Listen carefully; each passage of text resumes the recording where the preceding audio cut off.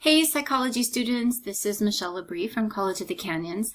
I wanted to make a short video introducing you to Chapter 4, Perceiving Persons. So similar to Chapter 3, Chapter 4 has a lot of material in it and a lot of really important concepts and terminology, again, to lay the groundwork for what we will be learning as we proceed through the course. So I thought I would take just a couple of minutes or a few minutes and introduce you to the chapter, kind of point out what are some of the important concepts and the important studies, and give you some insight into where to direct your attention. So as always, you're going to access the material from the modules and concentrating on each chapter page. So each chapter page, that's where I will go through and kind of, again, introduce the chapter. I will also place video links and study guides and important required videos. So for this particular chapter, I'm going to go over the Chapter 4 learning objectives in just a minute, but I wanted to point out that there's a video lecture on nonverbal communication, deception detection, and attribution theories. And that's actually me doing a lecture on these particular concepts. So I think it's kind of long. I think it's about 40 minutes. But because there's so much terminology and theories in this particular chapter, I really thought that maybe students would find it helpful to really hear me talk and give examples, like real examples that they could relate to for some of these different theories. So I would definitely recommend that you listen to and watch the lecture. So I also wanted to point out that one of the most important studies in psychology is the Stanford Prison Experiment. And very, very famous experiment done by Dr. Philip Zimbardo from Stanford University, and it was in the early 1970s. But even though it was a long time ago, it's really important to understand that this particular experiment is timeless, in the sense that it really demonstrates how powerful social roles can be. So that particular video is here, and then there's also a video clip interviewing the guards and the prisoners from the Stanford Prison Experiment afterwards. So I also placed a super cool TED Talk from Dr. Zimbardo where he's talking about the psychology of evil. How do ordinary people become monsters or heroes? Super, super cool. If you're a people watcher or you really, really like to look at human behavior or understand relationships and try to figure people out and why do people do the things they do, then that would be a really great video for you. There's also another video here on the self-fulfilling prophecy. Of course, as always, there are PowerPoint slides. There's an assignment for Chapter 4. And then, as I always do on the chapter pages, there are extra notes and tutorials to help you. I strongly recommend that you take a look at the different videos, particularly Kelly's covariation theory, when he talks about consistency, distinctiveness, and consensus. That tends to be a theory. Kelly's covariation theory tends to be a theory that students get a little confused by. So this little 4-minute video, I think, will help you quite a bit. There's also extra notes on heuristics, the availability representative heuristic, and the base rate fallacy. So there are just, again, additional resources to help you understand the material. So I did want to talk about the material itself just for a few minutes. Again, the important concepts in this particular chapter, the chapter starts off talking about perception, and that's really what this particular chapter is about. How do we perceive other people? How do we make judgments about other people? And so it first starts talking about first impressions. What kind of impressions do you make? Do you make snap judgments based on someone's physical appearance, for example? What kinds of snap judgments do we make regarding the way that someone dresses? The way that people look, or whatever perceptions that you have based on your experience.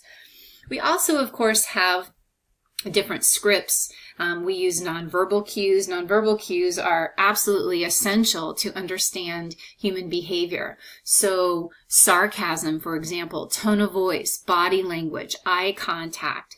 So this is really important, and especially important in terms of cultural norms, because even the degree to which you give personal space varies from culture to culture. Gestures, hand motions, all of that's going to vary from culture to culture. So we can definitely express ourselves and communicate with others through nonverbal cues. Of course, this particular chapter also talks about the ability to distinguish truth from deception, and definitely people use nonverbal cues to detect deception. How do you know when people are lying? But the interesting thing is that we think that we're really good at being able to tell when someone's lying, but we're oftentimes looking at the wrong cues. So often we want to look someone in the eye, and we think that we'll be able to tell if they're lying just by looking at their face and look at them in the eye. Probably not, especially if it's a loving relationship that you have. So often we become blinded by love, and we may not be able to tell whether or not someone's lying or not. So that's the first part of the section. The second section then moves into the concept of what we call attribution. And attribution is just a very fancy word for why did they do that? That's all that attribution means. What is meant by attribution? Meaning, to what do I attribute that person's behavior? And there are a couple of different theories about that.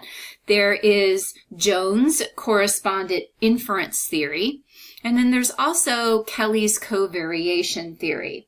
And the difference between these two is that Jones' correspondent inference theory states that people learn about others from behavior that's freely chosen. So for example, if I know that you're forced to do something, well, then that's not a reflection on you. You were forced to do it. Behavior that's unexpected is like, wow, that really shocked me. I didn't expect that of that particular person. Or that results in a small number of desirable outcomes. So the difference with Jones' correspondent inference theory is it tends to focus on personal attributions. A little bit different, and actually I think makes a little more sense, is Kelly's covariation theory. Kelly's covariation theory looks at how attributions are made on three kinds of covariations: consensus, distinctiveness, and consistency. Consensus meaning, well, what does everybody else think? Distinctiveness meaning, is this particular event distinctive from others? And consistency, does this person behave consistently? So let me give you a real example. So what if I told you that Lisa is afraid of the dog? Okay. Well, is Lisa just afraid of dogs, or is this particular dog dangerous? So what Kelly would look at in terms of consensus, distinctiveness, and consistency is Kelly would ask, okay, well, if we're trying to figure out, we know that Lisa's afraid of the dog. Well, consensus, what does everybody else think? Are other people afraid of the dog? Yeah, everybody's afraid of that dog. Okay, well then the consensus is high.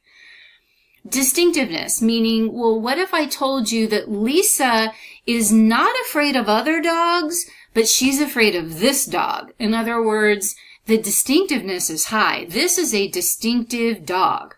So Lisa's afraid of this particular dog. In other words, the distinctiveness is high because Lisa's not afraid of other dogs, but she's afraid of this dog. And also consistency. If I told you that Lisa is afraid of this dog every single time that she's around this dog, she consistently is afraid of the dog, then as we look at consensus, distinctiveness, and consistency, then that gives you an idea of this is probably a dangerous dog. So in contrast, if I told you that Lisa's afraid of the dog, but nobody else is afraid of the dog, so there's low consensus. And Lisa's afraid of every single dog that she's around. Well, this dog is not distinctive, so the distinctiveness is low. And if I told you in that Lisa's afraid of the dog every time she sees it, well, the consistency is still high, but now we attribute the behavior that is probably not the dog, it's probably Lisa. So hopefully that'll give you some more insight into Kelly's covariation theory. We'll also talk about in this particular chapter different kinds of cognitive heuristics. We'll take a look at availability heuristic. The false consensus effect is one of my favorites. The false consensus effect basically says that you think that everybody else agrees with you. And the classic example that I always use is that my mom thinks that everybody loves country music, which, of course, a lot of people like country music, but everybody doesn't like country music. And so, for example, if it's your birthday, guess what you're getting for your birthday? You will probably get a CD or some type of music that is related to country music because she truly believes that everybody likes country music. So that's an example of false consensus effect. The other really important concept is counterfactual thinking. Counterfactual thinking is just a fancy word for identifying, well, what if I didn't turn down this street instead of that street? Or what if I did this instead? It's basically using different kind of, or imagining that there are alternatives, or imagining a different alternative to what actually occurred. The fundamental attribution error is also another concept which sometimes gives students difficulty. And the fundamental attribution error talks about how we make personal attributions and then how do we make situational attributions. And the fundamental attribution error is basically saying that we overestimate personal characteristics when attributing someone's behavior. So, for example, if you're driving and somebody cuts you off, you're more likely to say, oh my gosh, what a jerk, they're such a terrible driver. You attribute, right, because it's an attribution theory, you attribute their behavior to personal factors, meaning that person's a jerk.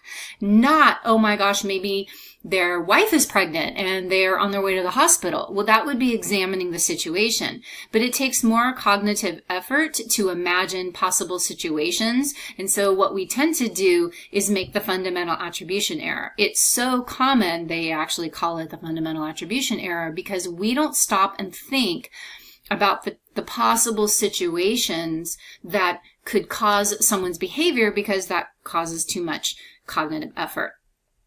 Moving through, again, belief in a just world or motivational factors.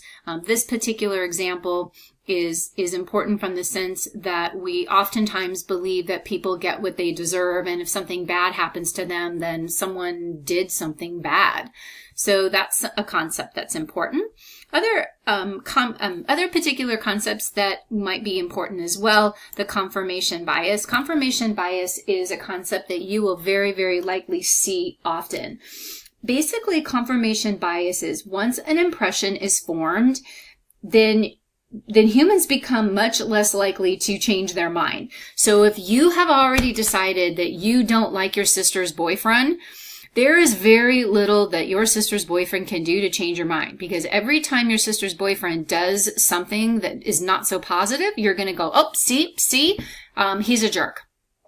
You're not going to notice. You're going to kind of cherry pick the things that support the bias that you already have. So this is really, really common and very much related to the concepts of belief perseverance, as well as the self-fulfilling prophecy. So these are different concepts that are definitely important in this particular chapter. It's certainly not all of them, but what I tried to do is give you an overview of the important concepts in the chapter. Again, I strongly recommend that you take a look at the chapter page and go through, listen to the lecture, look at all of the required videos, And certainly look at the extra notes and the tutorials that are there to help you. As always, as your instructor, I'm absolutely available to help you, but you're going to have to reach out to me and let me know what you're having trouble with. So if you have questions, email me, and I hope this video was helpful in introducing Chapter 4, Perceiving Persons, to you.